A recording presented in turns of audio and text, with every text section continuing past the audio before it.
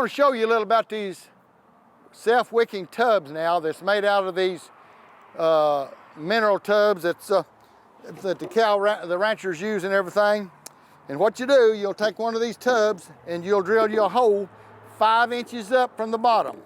And the reason we drill a hole 5 inches up is because I'm using 6-inch pipe for my raised floor, false floor in there. So we put 2 of those 6-inch pipe in there, head them towards that hole, and then we put a cloth down over this and down in here. And what you're basically using, this is your soil down in the water for the wicks. And then this is your false floor, so you've got 5 inches of water and 1 inch of air above that false floor, and that's what gives you the ability to use this standing in water and not drown your plants.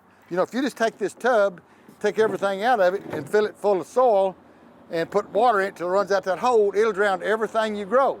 So you've got to have you a false floor to keep about 80 to 90% of your soil from touching the bottom, touching the water. So that's the reason we think we've got about 15% of your soil touching on them each sides. And so that's the way you make that one. You put your pipe in here, cut it on the bottom at an angle, set it in there like that, and you can fill this up from the top. And every time you put water in it, you put a teaspoon of fertilizer per gallon of water. Now there again, you can go on Gardening with Leon on YouTube, and we'll show you all this where you can have it right at home. We got, I think there's 56 or 57 videos there now. Okay, this is the cloth you put over this ground cover, and you know, you put this over here and push it down on both sides to cover that so that the soil cannot get in your pipe and you're ready to go. Grow right in there. Covering up both ends of the pipe. You're covering up both ends of the pipe, what you're doing. Now you could, if you wanted to, you could take the pipe like this and cut you a little piece and put it on the corner and, you know, put it down around it and tape it down, but you'd have to do 4 ends. See, 1, 2, 3, 4. Well, if you're doing 1,000 of these a week, you haven't got time to do 4,000 of these, so we do it this simple way. But anyway, that's the way you do the commercial one. For the homeowners that don't want to buy that pipe, because you have to buy it in 100-foot lengths where the stores that sell it, about $170 a 100 foot, so it's $1.70 a foot. So using nearly about 3 foot, you know, you're doing $5 that costs for the pipe in the bottom. So we went back and everybody was calling me from all over the United States saying, we can't get that pipe.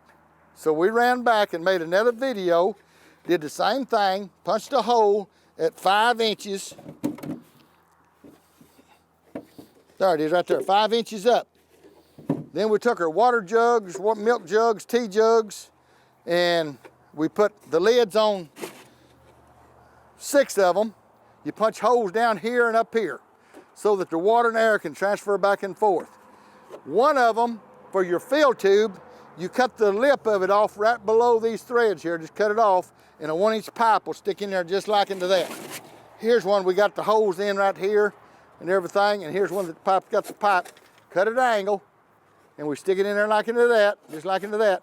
And we can set it in the middle, or if you set it on the side, if you want to put a tomato plant right in the middle, just set it over to the side, stick it in there like that, and that's all you got to do. Just fill that up with soil now. You don't have to put a cloth in this one. So this is the economical way to do it. It just won't last as long as that right there. That's the only problem. But people that don't want to buy that pipe, they can do this right here. It makes it work. All right, now then we're going to show you our newest wicking tub that we've built now. Still, we're into these lick tubs, these mineral tubs that the ranchers use. And we even have some mineral tubs here that are used for goat minerals, and they're a little short. You can use a short one in the top, or you can use a tall one. So, and you could use 2 of these, but we just use this other brand we had here. Now then, instead of drilling a hole 5 inches up, you're gonna come up here about 14 inches up and drill your hole, which is right even. You see right here? It's right at even with that.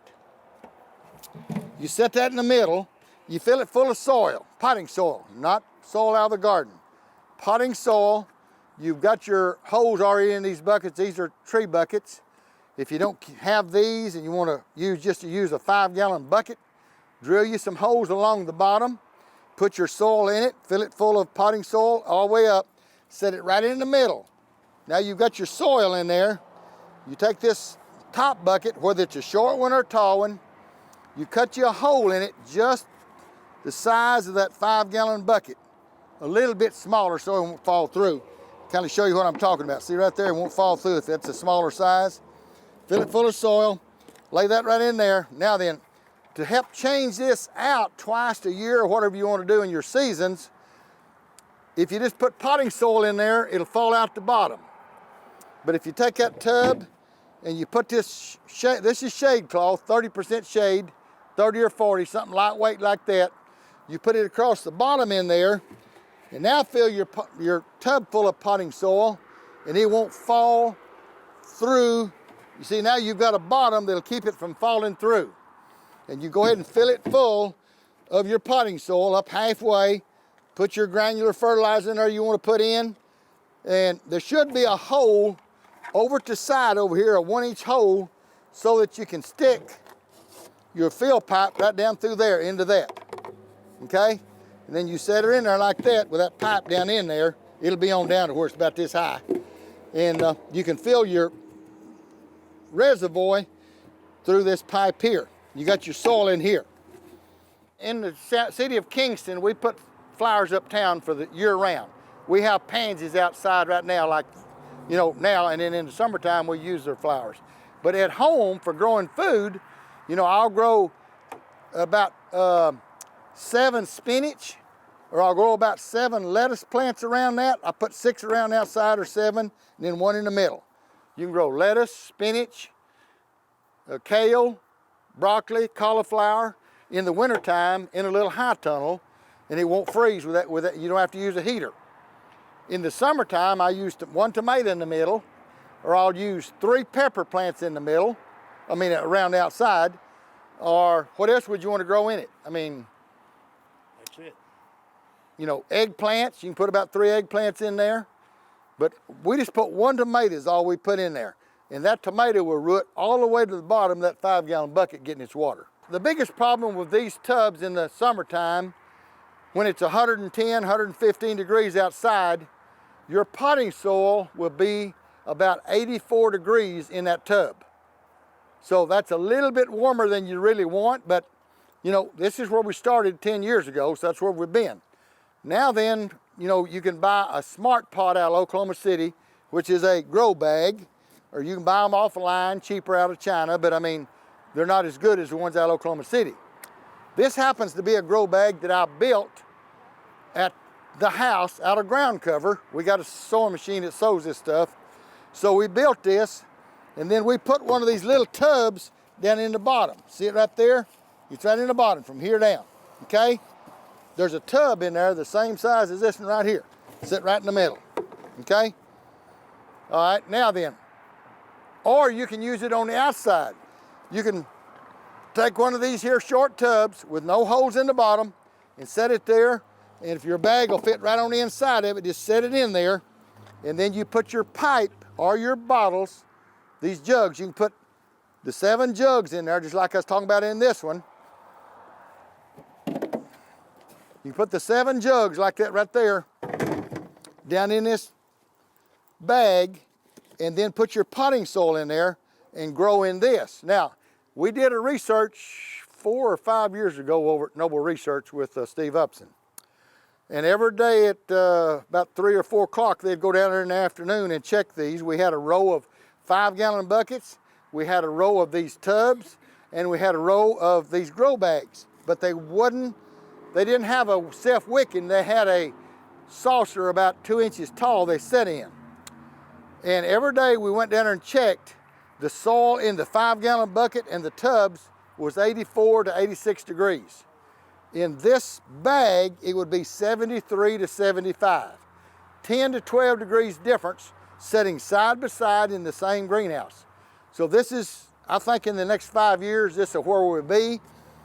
I've just been playing with this wicking deal with this bag. You can buy these bags and grow in them now, but you have to water they weep out the bottom real fast. If I could get this company to put a plastic bottom on it up about 3 or 4 inches, it would be wonderful. But we haven't got that far yet.